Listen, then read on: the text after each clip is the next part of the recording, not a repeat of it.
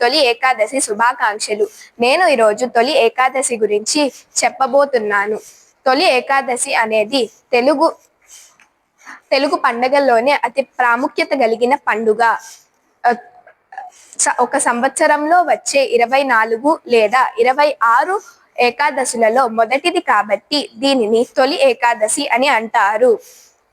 దీనినే పద్మ ఏకాదశి లేదా శయన ఏకాదశి లేదా దేవశయన ఏకాదశి అని కూడా అంటారు. తొలి ఏకాదశి నుండి తెలుగు పండుగలు ప్రారంభం అవుతాయి. తొలి ఏకాదశి నాడు శ్రీ మహావిష్ణువు యోగ నిద్రలోకి వెళతారు అని నమ్ముతారు.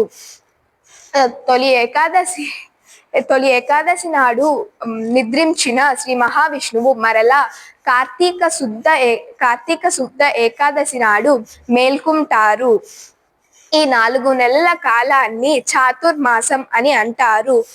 ఋషులు, గురువులు ఈ రోజు నుంచి చాతుర్మాస వ్రతాలు కూడా ప్రారంభిస్తారు. తొలి ఏకాదశి నాడు సేనాల పిండిని తింటే రోగ నిరోధక శక్తిని పెంపొందిస్తుంది.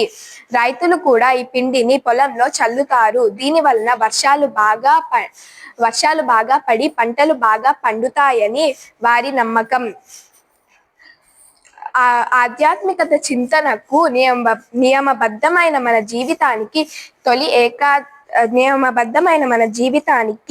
తొలి ఏకాదశి ఒక పవిత్రమైన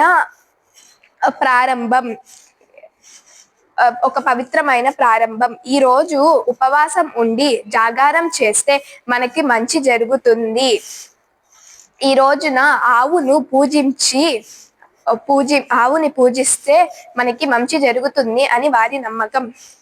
అలాగే ఈ రోజున మహావిష్ణుని స్తోత్రం ఓం నమో నారాయణాయ అని జపిస్తే మనకి అన్ని శుభాలే కలుగుతాయి.